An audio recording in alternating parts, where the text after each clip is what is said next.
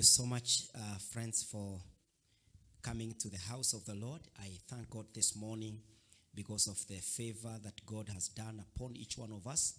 Na tunashukuru Bwana kwa sababu ya neema na baraka ambayo Bwana anaifanya katika maisha ya kila mmoja wetu. Even seeing us this morning in the church and also being in a position to be together with us even online as we share in the church. It's amazing. It's not ordinary, lakini ni Mungu anafanya hiyo nafasi unafika katika kanisa.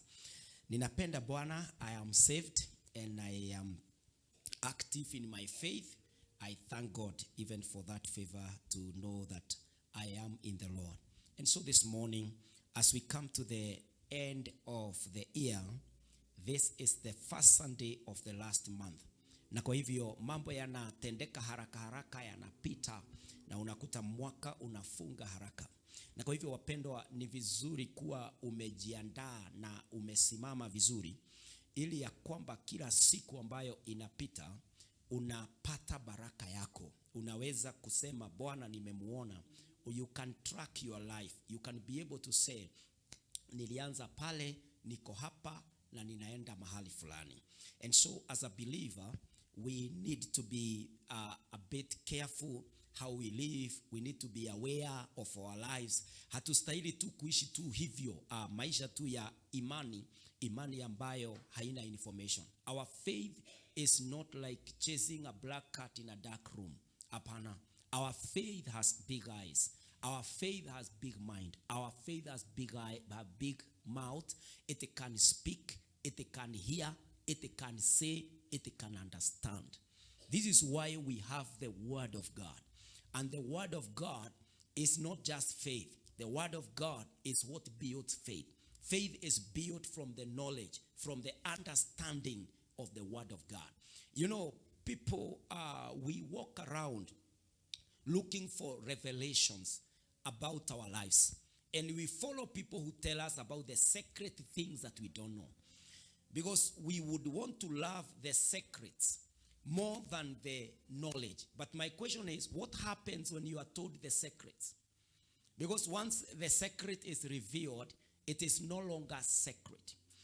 And sometimes there is a way that you can rate ministers of the Word of God due to how or according to how they are able to reveal secrets. But I want to tell you that the Word of God is not a secret.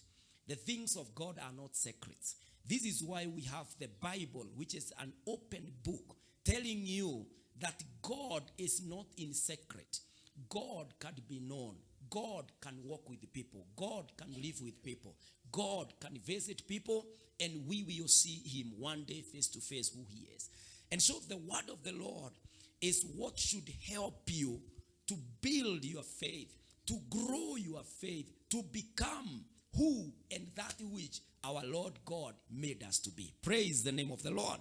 And so this morning, as we proceed with the Word of the Lord, as we progress with the Word of the Lord, it is good to ask yourself, neno la Mungu limenifikisha wapi? Who am I? Why do I read the Word? Why do I pray? Why do I sing? Why do I do all these things? Na kwa hivyo, it is my duty from the Lord to make sure that we get the Word of the Lord undiluted and in its power, authority, in its simplest form. Sababu ya mimi kusoma, why I went to school, I did not go to school to get the secrets of the Word of God. No, I went to school for the skills to deliver the Word of God. Praise the name of the Lord. I went to school to be equipped, to be able to bring to us this word in its simplest way and in its application way in our lives. So that you do not just read the word and memorize it and just throw. So that you can be able to understand. You see, when I get home with a piece of bread, the piece of bread is wrapped with a paper. When I get home, depending on the age of my children, I must understand that it is my duty to unwrap, to remove the package that is carrying the bread, if it is unga wa ngano, ninatoa kwa karatasi, inapikwa, alafu ninawapatia chapati ama ndazi, ikiwa it is ready to be taken. This is why we go to school. School is about unwrapping. The word of God comes with the culture. It was written with the culture of the Jews in the Old Testament. It is written in the culture of the Romans in the New Testament. There is a lot of culture in the word of God. Why I went to school is to make sure that I unwrap the culture. I unwrap the times. And then we are able to get the true word of God in our setting, in our times, and in our context. Praise the name of the Lord. This is why we come to church, and sometimes you would not understand kwa nini pastor anaenda shule, kwa nini pastor anasoma kuanzia Monday mpaka Saturday ndio awe na message ile analeta leo. But sometimes mtu atasema, ni spirit wa Mungu ataniongoza, roho ananiongoza. Yeah, he is our teacher. And he teaches. But he has raised teachers to teach us. Praise the name of the Lord. He has raised teachers, doctors, bankers, drivers, people in their different capacities. They are in the Spirit of God. Now, when it comes to the word of God, it is where people don't want to allow excellency to happen. In a banking career, they look for your qualifications. In the medication field, they look for qualification in the medical area. Mimi siwezi practice medical unless I go to school and I am trained. Lakini kwa the word of God, you would find that people from anywhere, they are just coming in and they are becoming authorities. How? Without skills? Excuse me. Give me a break. I must understand the word of God. In fact, the greatest and the oldest discipline on earth matters education is theology. It's the oldest discipline in the world. Being the oldest discipline, how do you tell me that you don't have to go to school? This is what I mean when I say the oldest discipline. It is that the Bible has been written about. The many books in the libraries. There are so many theological books than in any other discipline. And you tell me I don't go to school and understand the word of God, what will I present to us? And this is why in the marketplace there is confusion. You are getting in there, you don't know who to believe. You don't understand the way. Because the person there is calling himself or herself authority, filled with the Spirit, and for sure wataona ufalme. But in terms of applying and employing the word of God, they might be completely wrong. This is why we need to study the word of God. Unajisomea Biblia yako, unajiombea, alafu you sit under someone ana understand neno la Mungu, anakusaidia katika ule ufunuo kuendelea kuelewa na neno la Bwana. Praise the name of the Lord. That is the place of the word of God. Ili uweze kuelewa mpendwa maisha ambayo tunaendelea kuishi na yale ambayo tunatenda. And over time we have been talking about victorious finish. The Lord revealed to us a theme about victorious finish. Victory comes from equipping. Victory comes from engaging in the warfare. Victory comes from understanding. It is how smart, it is how you are aware of your battles. It is how prepared you are about your cause that we will be able to tell you the results that shall happen. And so as we continue with the victory and looking forward to conquer this year, we need to understand some few things. And we began last week on enemies of victory. Enemies of victory. Last week but one, because last week we hosted a guest. And so there was that interruption. But the series we are having is on enemies of victory, for us to finish victoriously this year. Remember, we talked about the enemy number one being yourself. That as long as you remain yourself, you are not being equipped, you are not equipping, you are not making yourself better. You are not learning, you are not exposing yourself to sharpen, to raise yourself to make sure that your faith is not misinformed, to make sure that you are not running things that should not be ran, then you will not achieve the victory that we are looking forward to. But when you make yourself better and better, then you are able to conquer. The enemy number 2, we talked about missing on seasons. Missing on seasons. And these seasons, friends, ni ya kwamba times, the Bible told us that as long as the earth remains, in Genesis 8:22, as long as the earth remains, seed time and harvest, cold and heat, summer and winter, day and night shall not cease. Nyakati zitakuwako. Nyakati za magonjwa, nyakati za afya. Nyakati za hali ngumu, nyakati za hali nyepesi. Nyakati zitakuwa. And so you must understand how to be, what to do in different seasons of life.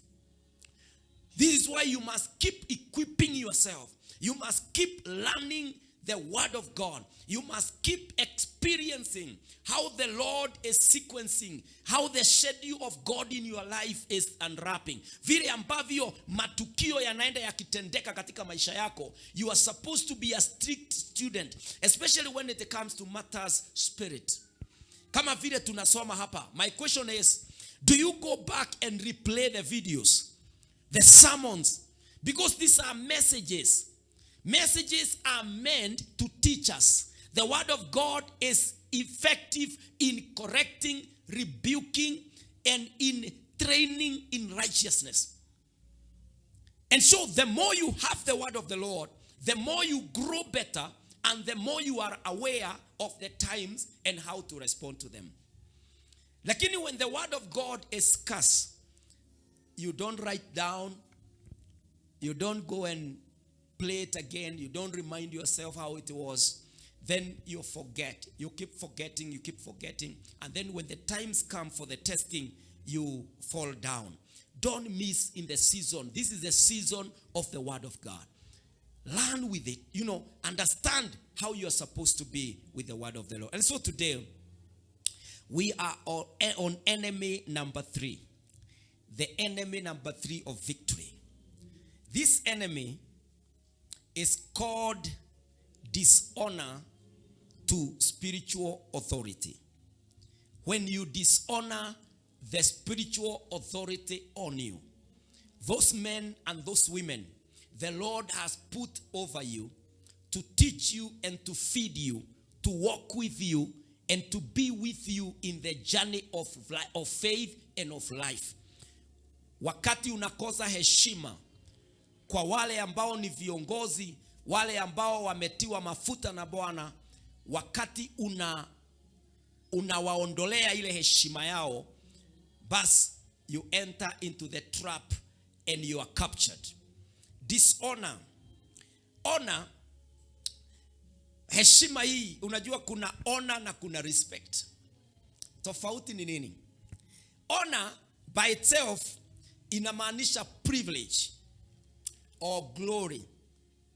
That is when wakati unaisimamisha ikiwa peke yake, that I am a man of honor.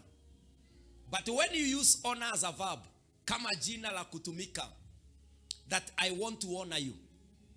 I am honoring you. I honored him. That's a verb.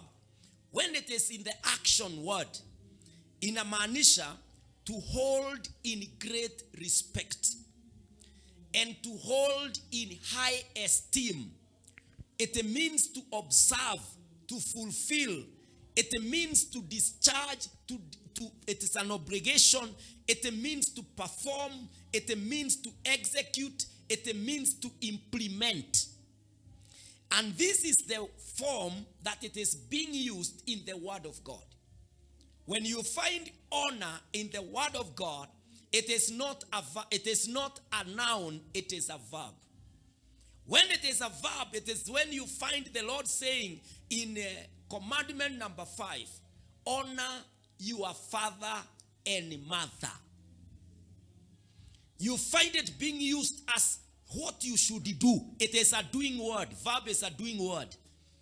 Ya kwamba unasema, I want to do something. Honor. heshima si kama mgeni wa heshima. I mean ni kuheshimu. I mean you are doing it. And so respect is usually a deep admiration of someone because of their abilities. Unaheshimu mtu kwa sababu ya abilities zake, qualities zake, ama achievement. So respect is a deep feeling of admiration. I admire you, pastor, the way you preach. That is respect. You are just respecting me, vile ninahubiri na vile ninafanya kazi ya Bwana. That is just admiration. But when you say, I honor you, when you say, I honor you, you mean, on the other hand, you mean, I hold you with high respect, great esteem. I value who you are. I understand who you are in my life. Mimi nakutambua wewe ni nani katika maisha yangu. There is that difference between honor and respect. Lakini basically speaking, they can be used interchangeably. And so when we say dishonoring, it simply means you do not hold in high respect. You do not recognize. And you have nothing connect. Yourself and him, there is no connection. Yourself and her, there is no relationship. But when you honor this altar, when you say, I honor this altar, what you mean, you say, I know God is in that altar. I have examples of what has happened. I have evidences. I have a testimony of what happened when I interacted with that altar. When I came into contact with that anointing, something happened in my life. That is honor. But respect is saying, I respect my parents. I just respect my brother. I just respect the government. But when it comes to I honor, you see, when honorable members enter into a house like this one, likelihood of sisi kusimama is very high. When an honorable member, hawezi hata kaa huko nyuma, anachukuliwa analetwa kwa kiti yake ya heshima. And so honor is something that the word of the Lord keeps talking about when it comes to the men and the women of God and the church of God.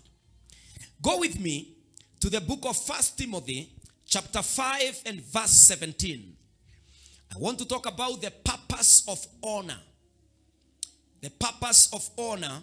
And remember, we are trying to handle enemy number 3, dishonor to spiritual authority. How do we overcome this enemy so that we can victoriously finish and conquer even in life? Purpose of honor.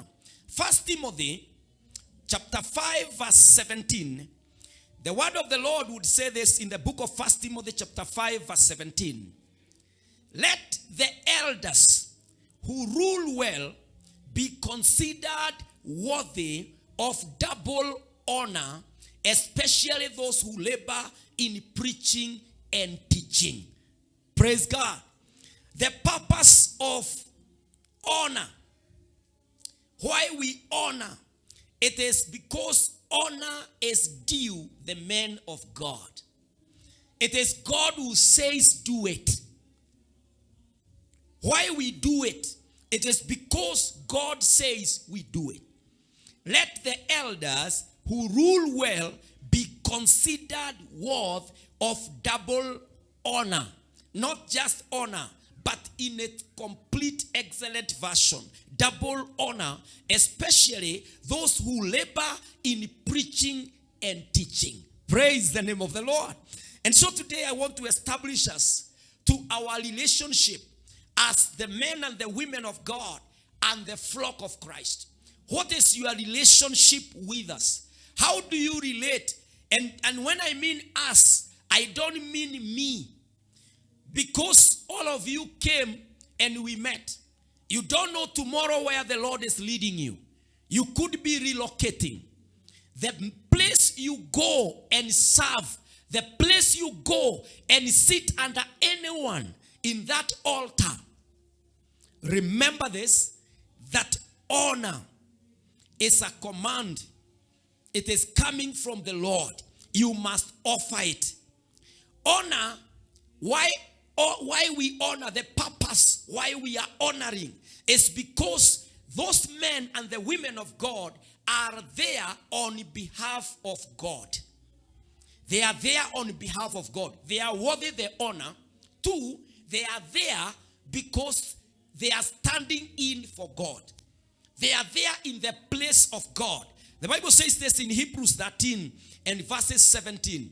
Hebrews 13 and verses 17, it says this: obey your leaders and submit to them, for they are keeping watch over your souls as those who will give an account.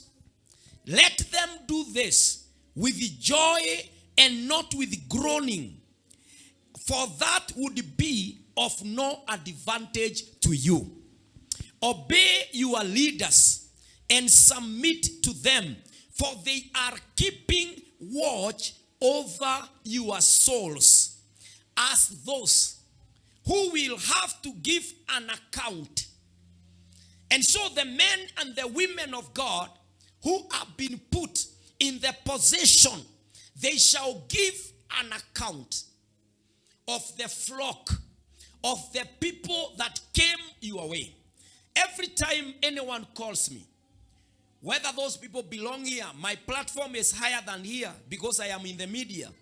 And so there are people calling my number and telling me, Pastor, you really blessed me.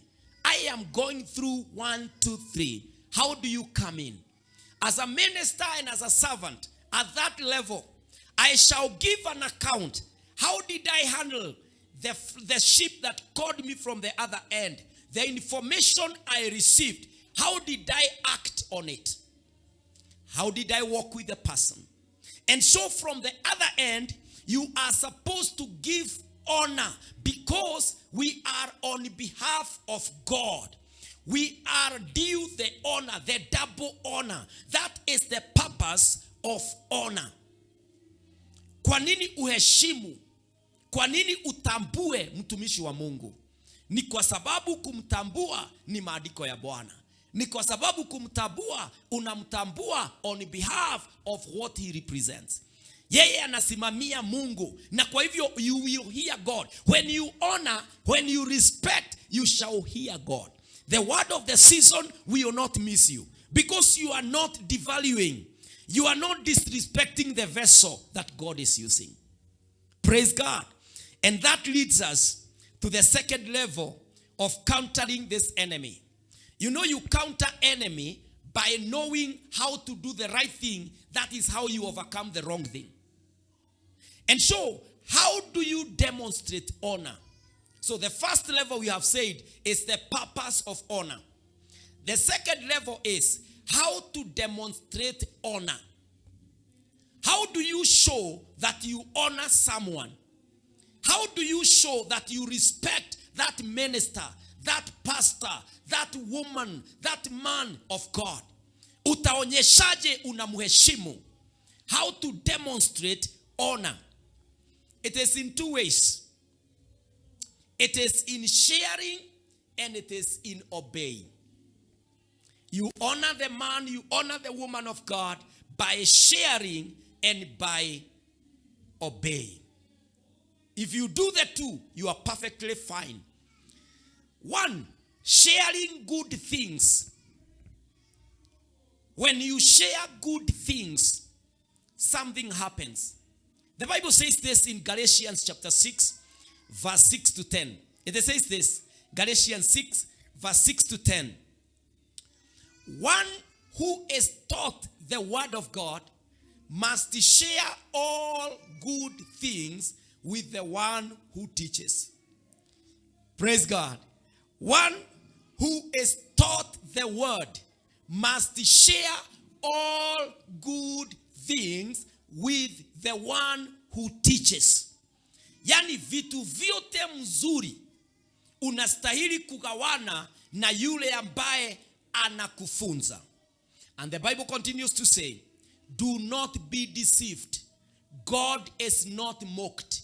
For whatever one sows, that will also reap. For the one who sows to his own flesh will from the flesh reap corruption.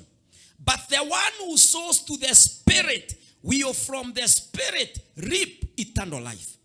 And let us not grow weary of doing good, for in due season we will reap, if we do not give up. So then, as we have opportunity, let us do good to everyone, and especially to those who are of the household of faith. Praise God. Let us do as long as there is an opportunity. Take the opportunity. Seize the opportunity. Run with the opportunity. Wakati wowote uko na nafasi ya kutumika katika maisha ya mtumishi wa Mungu, those opportunities are not always available. They are very rare. Kwa sababu ni leo tu mtumishi hana gari, kesho atakuwa nayo. Ni leo tu leo hana nyumba, kesho atakuwa nayo. Ni leo tu pengine anaweza kuwa anafanya fundraising, kesho atakuwa guest of honor. You may miss the opportunity because seasons are changing. And so the blessing that is connected with the man of God, you are supposed to seize. This is why Paul says, as long as we have the opportunity, let us do good.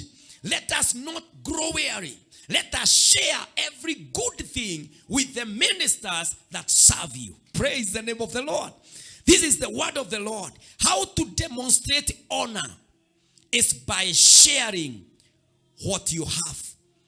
Did you know, by the way, let me just say this to us. Did you know, by the way, that the man of God, the woman of God have every right to eat, to drink, to wear, to sleep, to use, and to take everything you have and spend it? Galia mwenzako mwambie, that one is very hard.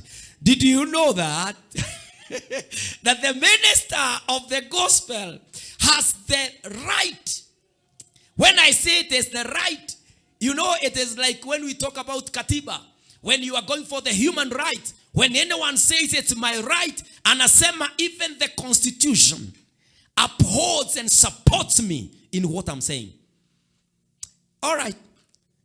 Those are not my words. Go with me to 1 Corinthians chapter 9. And now I want to cite the clause and the article of the constitution that supports why the man of God has all the right to access all the good things that you have. Lakini munakataa nazo, but I know nyinyi hamjakataa. 1 Corinthians chapter 9 verse 7 to 11 inasema hivi. Who serves as a soldier at his own expense? Who plants a vineyard and does not eat its grapes? Who tends a flock and does not drink the milk? Do I say this merely on human authority? Doesn't the law say the same thing? For it is written in the law of Moses, do not muzzle an ox while it is treading out the grain. Is it about oxen that God is concerned? Surely he says this for us, doesn't he? Yes, this was written for us, because whoever plows and threshes should be able to do so in the hope of sharing in the harvest. If we have sown, now listen to this verse 11. If we have sown spiritual seed among you, is it too much if we reap a material harvest from you? Kama nimepanda mambo mengi ya kiroho katika maisha yenu, nikichukua vitu vingine via mambo hapa ya matumizi, am I wrong? That's what Apostle Paul asked. If we have sown if we have sown spiritual seed among you, is it too much if we reap a material harvest from you? And then he says in verse 12, if others have this right of support from you, shouldn't we have it all the more? Hata wengine wanapata hizi vitu kutoka kwenu. Maskini wanapata, ndugu na dada wanapata, wazazi wenu wanapata. How about the man and the woman of God? Apostle Paul says this, do I not have the right to access? If I labor for your spirit, if I plant in your spirits and lives, do I not have a right even to access? And Apostle Paul, if you read the whole chapter, says, hata kama mimi ninafanya kazi na mikono yangu, musifikirie ninafuta neno la Mungu. In fact, alafu anasema, for the sake of the kingdom, mimi na Barnabas wacha tuchape kazi tukihubiri, lakini mujue we have every right to partake from where we are working. Praise the name of the Lord. And so, wapendwa, the way to demonstrate honor is the way to share the good things that you have. And also to obey that word of the Lord. The way to please me, above all, is when I teach and preach, and then I see you obeying it and doing it in your life. That is how my joy is perfected. And so, brethren, you can demonstrate honor by participating in the life of the man of God or the woman of God over you. Purpose of honor, how to show honor. Finally, results of honor. What happens when you honor? The result of honor. Remember, in the 3 levels, we want to overcome the enemy number 3, dishonor to the men and the women of God. How do you rise against it? The 3rd level is results. You can be motivated by what happens when I honor. What do I get when I honor the man or the woman of God over my life? It rewards to host and to support the pastor. You get a reward when you support, when you stand with the man and the woman of God over your life that particular season. The Bible says this in Matthew 10, verse 41 and verse 42. Matthew 10, verse 41 and verse 42. The Bible says, anyone who receives a prophet, because he is a prophet, will receive a prophet's reward. And anyone who receives a righteous man, because he is a righteous man, will receive a righteous man's reward. And verse 42 says, and if anyone gives even a cup of cold water to one of these little ones, because he is my disciple, I tell you the truth, he will certainly not lose his reward. It is rewarding when you honor the man and the woman of God. It is so rewarding. It is so fulfilling. But you know what? There is always excitement. You are always emotionally hyped when you are dishonoring the man and the woman of God. Stories zinakuanga tamu. Unasikia na unaona pastor wetu, vile anavaa, vile anaongea, vile anatembea, hata ako mbele yetu sana. Hata ni kama haonangi mateso tunayopitia. It feels so fulfilling when you decide to sabotage that particular ministry. When you decide to speak, to gossip, it feels like interesting. But I'm telling you, what happens is you miss in the reward. You are missing so much. You are falling into the enemy of dishonor. And when you are in the trap of the dishonor, then anything the man of God says, it will never be effective in your life. Unfortunately, unaongeanga hivyo, alafu umekwama hapo. How does it work? It's like your child in your house. Anasema, mom, mimi sitakula, hata sitakuogelesha, na wewe si mami yangu, na analala hapo. And everything is there. Nani atakufa? Ni mzazi ama ni mtoto? I remember one time niliinukia mamu yangu hapo. Namwambia hata kama ni chakula mam inafanya ushide ukinituma huku na hutumi hawa wengine. tukahesapa staki. Niliamuka saa 7 hivi. Jani yangu. Unfortunately, kwa sababu sikuwasha taa, vitu ziliagukana kitchen. Ile Pakistani ilikuwa huko hiyo kitchen, mamu akiniinukia na kuamuka huko na vita. Sometimes you hear people talk ill about the man of God, the woman of God in their lives, but they are reporting there every time. You wonder what is happening. Unfortunately, you cannot just change, keep changing and switching. If it is the dishonor spirit with you, it will push you because it is an enemy. It is after, we know whose demon is this. We know the devil sets the watchdogs. And so all these things that are enemies to your faith, they are launched from the enemy's camp, from the enemy's base. If you don't conquer this particular aspect, it will push you until you have fulfilled the mandate of the arch enemy, who is the devil. And we know the mandate of the enemy in John 10 is to steal, kill, and destroy. And so you shall be pushed by this enemy. Atakuondoa hata mahali pale, baadaye atakuweka kwa kona, na ukiwa kwa kona, they will strike you dead. They will kill your faith. They will kill your blessings. They will kill the voice of the spirit within you anymore. They will stop you. And at the end of the day, utakuta hata imeanza kuingilia biashara, imeanza kutamba kwa familia, imeanza kutamba kwa even your career. Utakuta mambo yote yamestall. Lakini kama bado imestall, bado una fight.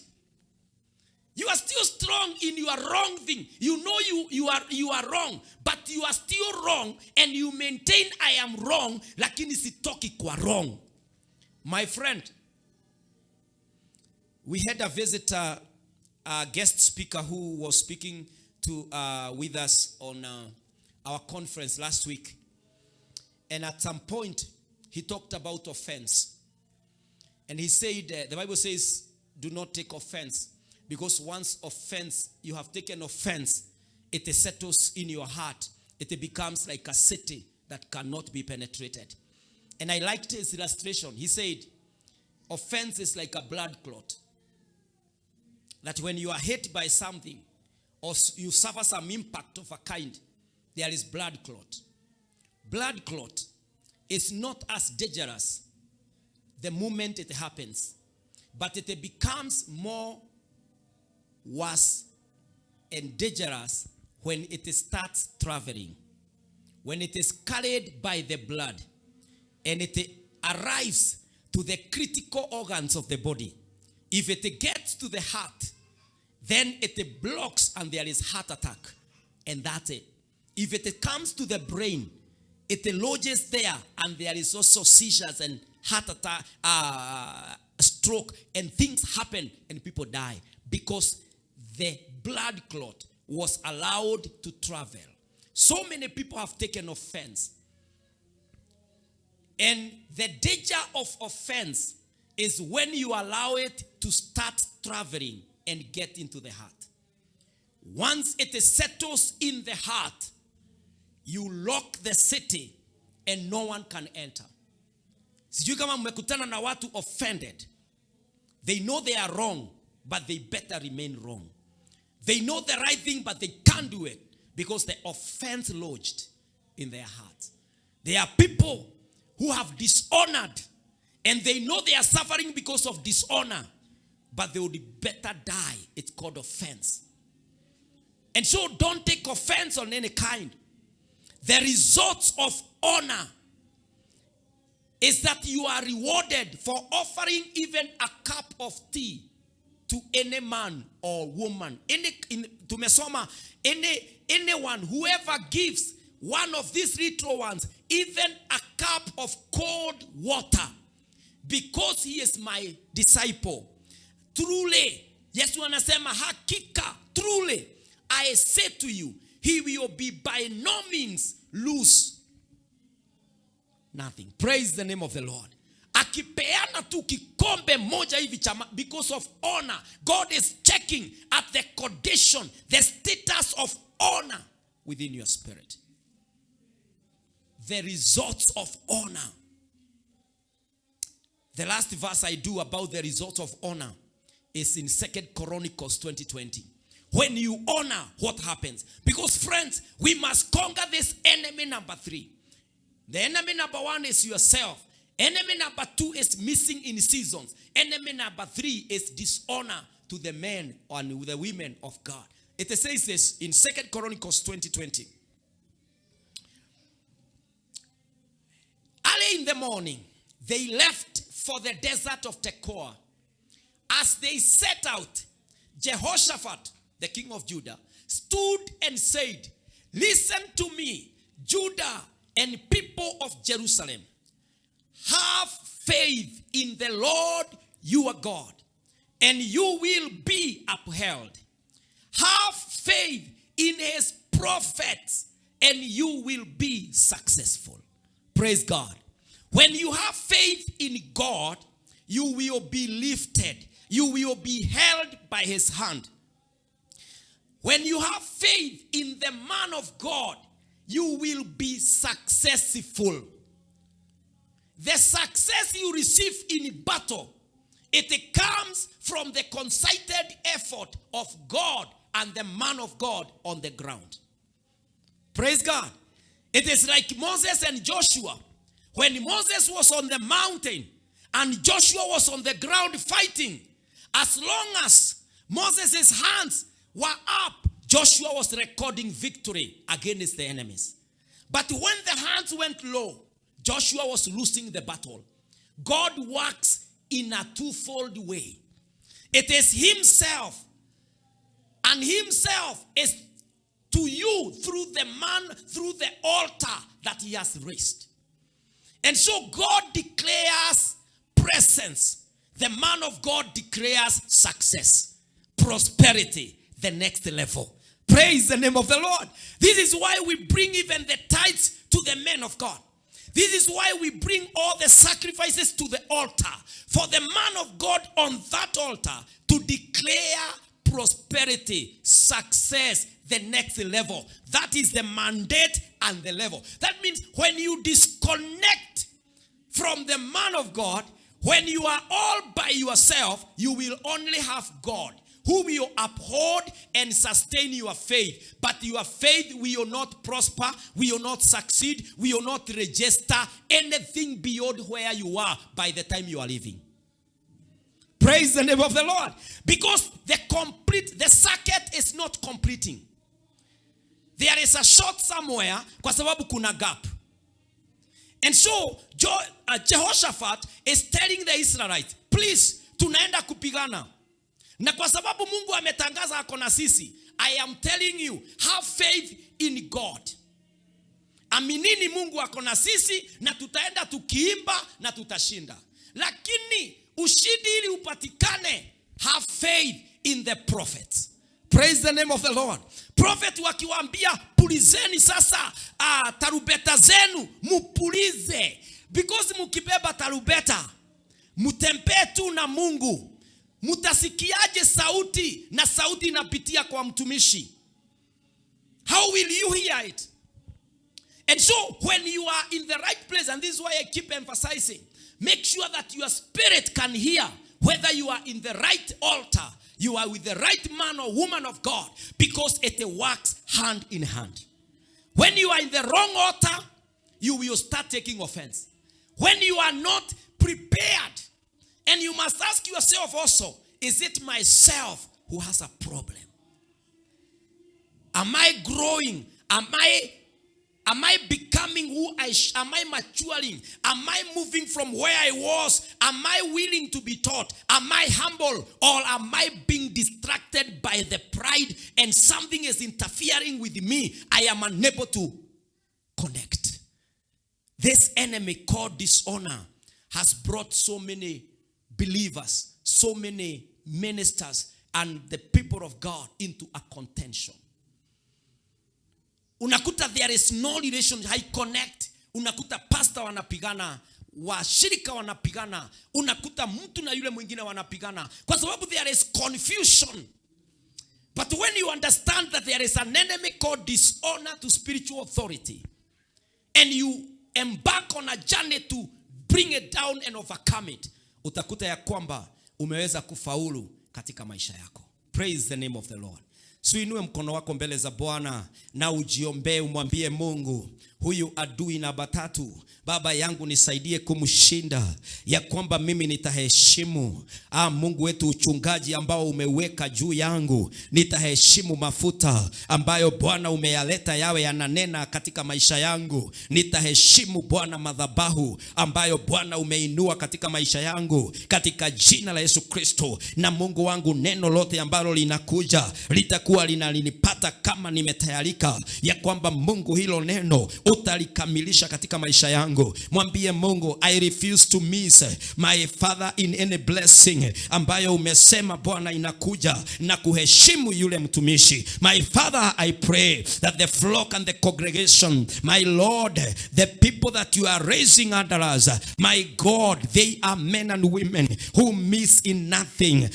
My Father and my God, I pray for them that they will succeed in their faith, they will succeed in their work, they will succeed in their lives, in the mighty name of the Lord. Success and prosperity is in the tongue of the prophet. My God, I pray vile ambavyo uliambia watumishi wako, enendeni ulimwengu kote mukafanye wote wawe wanafunzi wangu. My God and my Father, I pray that everyone, my Lord, whom I lead, everyone, oh God, who partakes from this altar, they shall access you in the name of the Lord. They shall find you in the name of the Lord. We will not fall traps, my Lord. We will not be disadvantaged because there is dishonor. My God, I pray that we are coming from an honor point, which is an advantage, and so our prosperity is for sure, our success is for sure, our tomorrow is for sure, in the name of Jehovah God. Naombea wapendwa Mungu ya kwamba hatutakuwa na mafarakano na vita katika jina la Yesu Kristo. As we journey together, my Lord, we understand the offices, we understand the mandate